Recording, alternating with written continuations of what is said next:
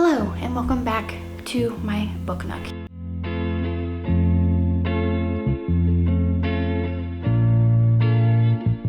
So I have seen all over BookTube that The Nightingale by Kristin Hannah is an incredible book, and I actually picked up that as well as Firefly Lane.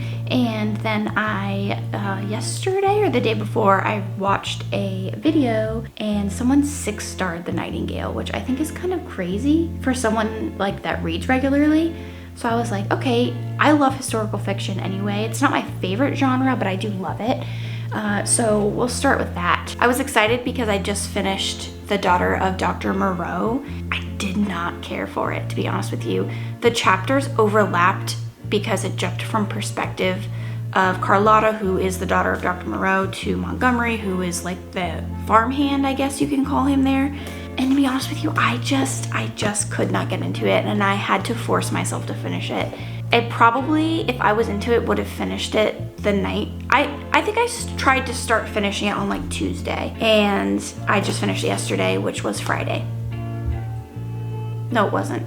Yesterday was Saturday. I finished probably 200 pages I had finished on Saturday. And then I ended up being like so disappointed, which was so unfortunate, but I was so disappointed I ended up taking a break for a few hours because I was going to pick up another book. I actually was going to wait until Monday to start reading the Kristin Hannah books, but I decided that I just wanted to start reading something and get out of this like sad slump that I was in. I did start reading it yesterday.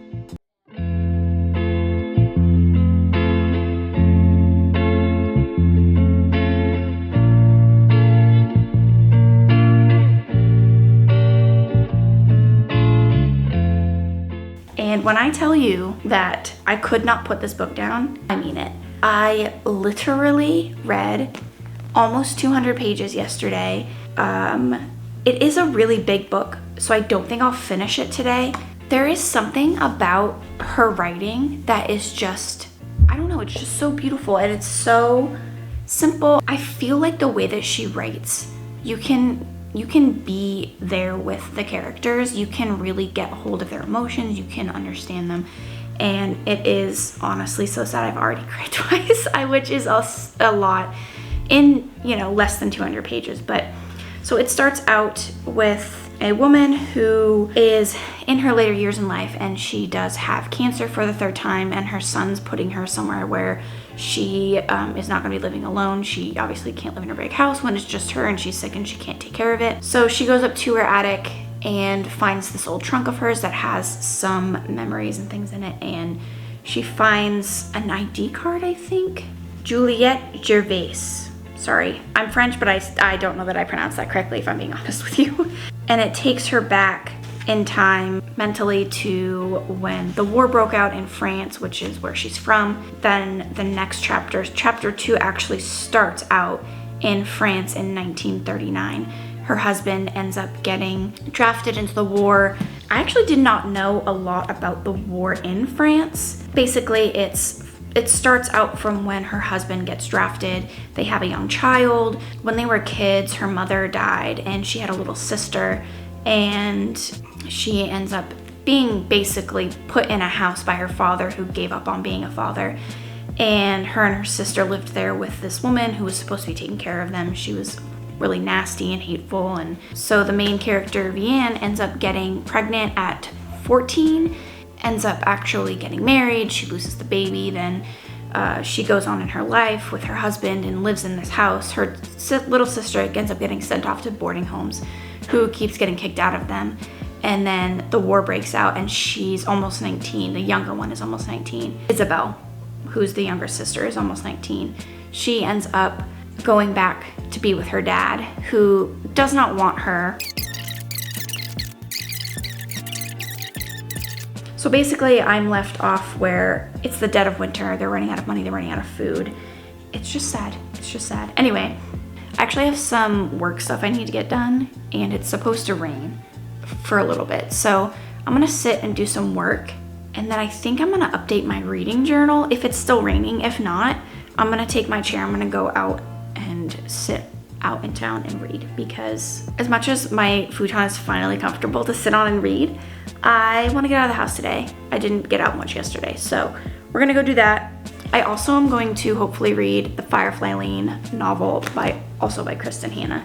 It's a lot of pages for a week, but considering how fast I'm zipping through this, I don't think it will be that difficult. Now, yesterday when I was out, I did end up finding a little free library outside of the town hall. So I'm gonna take this book and probably a couple of other ones that I don't think I'm gonna end up reading, because I wanted to grab one or two yesterday, but I also kind of felt bad because I didn't have anything to leave. So I'm going to take these, leave them, and see if I find anything. If I don't, then I don't, but at least some people have new books.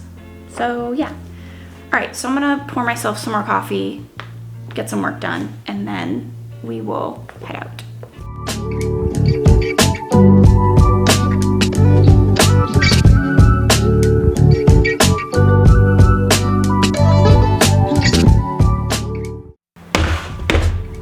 Okay, they took the rain away in the forecast, so we're gonna go read. I'm kind of hungry, so I'm gonna pick up some snacks. Yeah, so I'll probably pick up some snacks. I'm gonna bring my water with me.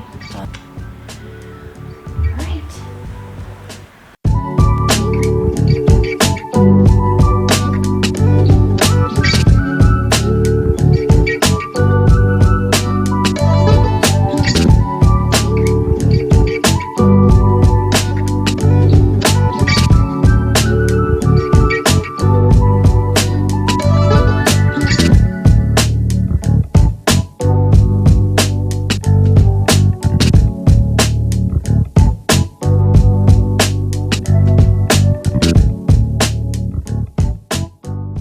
Okay, so I'm going to jump in here and talk about my reading journal. I did update it for this week so that I could make sure I was as up to date as I could be on my books. I was really focused on just getting as much reading done as I could. So I did add The Hunt, which I did read. It's the second in the Megan Shepherd trilogy that I'm reading. I did not annotate this one, so I just did like a general journal prompt. And then I did put The Gauntlet in. I haven't read that one yet. It is on my list, but yeah, I just wanted to make sure there was space for that. And then I did annotate Water for Elephants, so I did add the extra tabs that I needed in there, and then just a general subplot. And then, like I said, I just finished The Daughter of Dr. Moreau a couple of days before I started reading The Nightingale, actually the same day, I think. So I just did the same thing. I gave it a rating, and I kind of wrote out some things about it. I gave it 3 stars, which is sad. I was hoping this would be a 5-star book, but you know, they can't all be 5-star books. I then added The Nightingale by Kristin Hannah, which at this point in the video I've already finished it, so I went ahead and wrote out all of the notes that I had about it. I did give it 6 stars, but I did not outline it because I wanted to make a point to myself, I guess, for my future self, to say that usually I do 5 stars, but it was actually 6, so.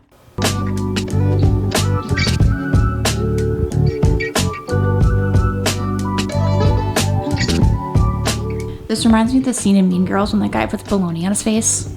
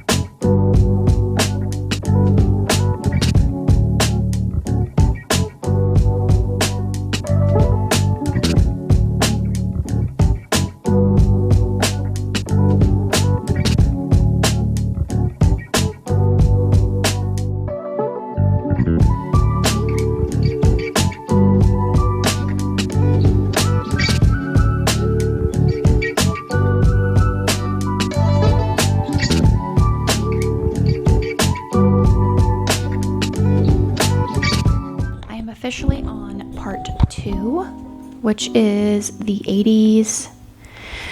They're in college now. I don't want to spoil too much. I don't know how much to say. So essentially Tully, her mom shows back up and decides she wants to take her. They go and live on Firefly Lane where she meets Kate. They become quick friends, and then her mom has her taken away from her. Tully ends up being taken away from her mom, and she goes back to live with her grandmother. And after a few years after her grandma passed, she somehow ends up back with Kate and lives with her until she's off to college. She was almost 18 when her grandmother passed away, but they wouldn't let her live on her own, even though her grandmother left her everything, house, property, everything. But so yeah, I'm at the point where I think they're going into their sophomore year. It's definitely a lot more lighthearted than The Nightingale was, which is nice because that was really heavy and very emotional for me. I did tear up a little bit when her grandmother passed away because she was totally alone when it happened. Also, when she was taken from her mom and had to go back to living with her grandmother, that was really sad. She just seemed like I knew this was going to happen, and she just went with it, which was really sad. Yeah, so I'm going to leave it there for now. I'm hoping, because I have so much of the book left, and it's Wednesday tonight, I think if I can get another 150 pages in tomorrow, maybe 200 pages, I should be able to have it done so I can post the video on Saturday. That's my plan. We'll see if it goes that way. It's like almost 10 o'clock now. So I only read for like an hour and a half. Normally I would read for like 2 or 3 hours, but I just am tired. So we're gonna leave it there for now.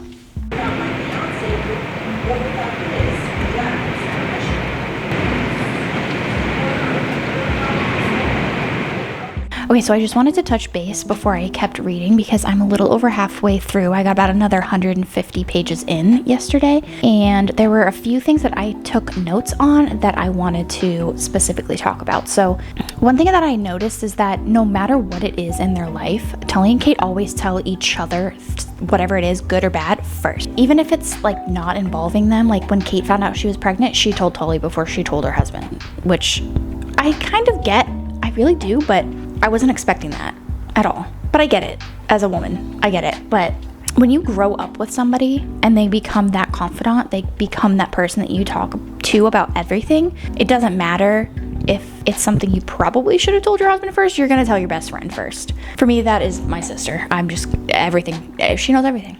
She's going to know everything first.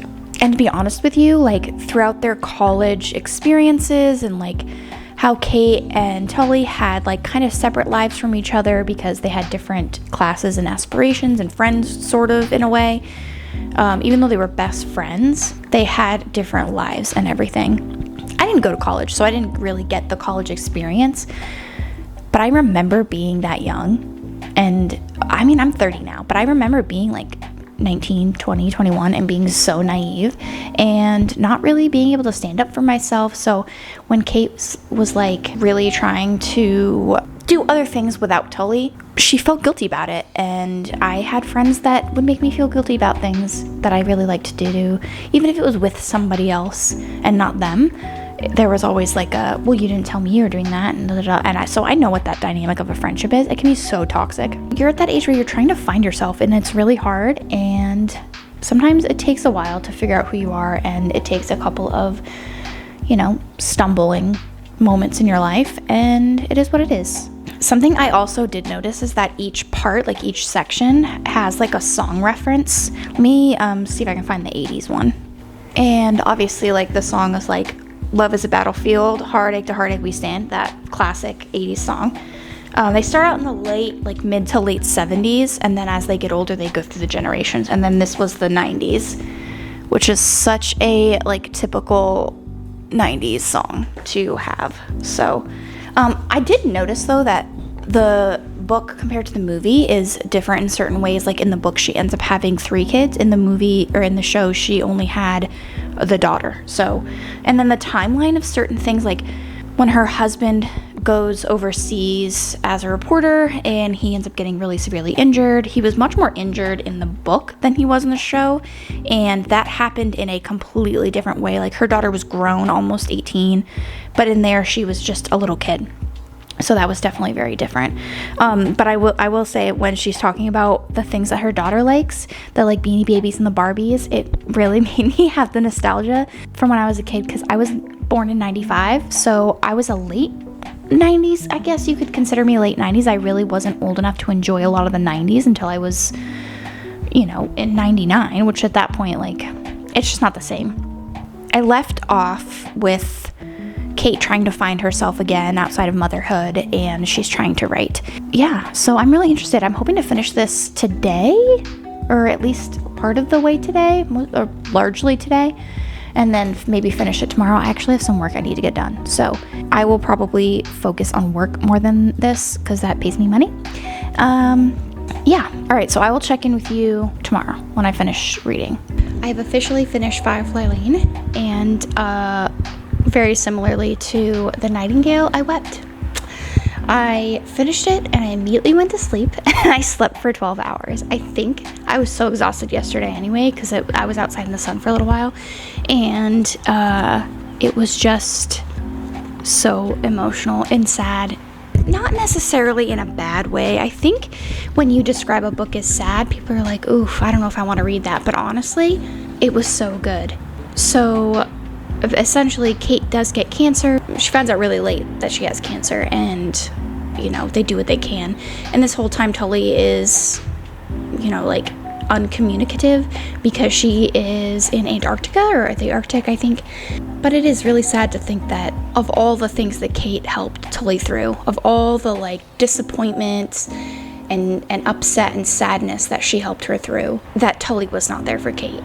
And this one thing that literally took her life. It was so sad. It really, I think that's what was upsetting the most, to be honest with you. But honestly, I would give it 4.5 stars. I think I gave it 4 on my app because you can't do half stars, but 4.5 stars. I have to say, Kristin Hannah knows how to write a book. I can't wait to find more of her books, read more of her books. She's definitely becoming one of my favorite authors. They are making The Nightingale into a movie. It says soon to be a major motion picture. I have no idea when that's going to be, but you better believe that if it's in theaters, I'm going. I don't go to the theaters anymore. I haven't been to the theaters since I was like 20, maybe 21. I just don't like the theater. It's overpriced. I'd rather wait. That being said, if you need a book that is going to take you a while to read, normally, I did read The Nightingale very quickly, but if you need a book that to get you out of a reading slump or whatever it is, get The Nightingale by Kristin Hannah.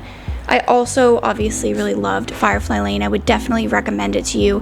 I think what I loved more about The Nightingale was that it was a historical fiction book. I just feel like I lean more towards that era versus like the Firefly Lane book started in the late 70s and went all the way up through the early 2000s to when they were adults. So, but yeah, I did. I read almost 1,000 pages this week, and it was a lot of work because I had other actual work to do, which actually was very nice, I will say.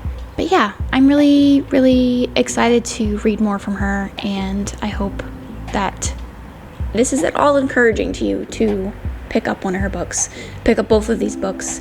I did get these both off of thrift books. I think they were both less than $7. So if it's about price, I can tell you now that thrift books, they got you. They will give you a discounted price from the actual book. Because I think, yeah, this says $18, and I think I spent $7.89 on this, or $7.79, something like that. That concludes my reading Kristin Hannah for a week. I was hoping to fit a third book in, maybe buy it on Kindle, but anyway, I was hoping to read a third book, but it's fine. It's a Saturday to Saturday week for me for reading, so 1,000 pages is a lot. Actually, I almost picked up one of her books at Walmart today. I might see if I can find it on thrift books for a little bit cheaper because it was like $18, and I didn't want to buy another book right now. I'm gonna go before my cat has a conniption. Okay. Anyway, thank you for joining me. You can thumbs up this video if you like it. It does help my channel. I'm on TikTok. I'm on Instagram. Yeah. All right. Well, if anybody's reading any books they'd recommend, if they have read any of these books, please leave a comment. I'd actually be really interested to see what you guys are reading right now. Anyway, I'm gonna go before I get murdered by my cat. Yeah, I know. You're upset because I'm talking. Anyway, yeah. So I guess I'll see you later. Okay, bye.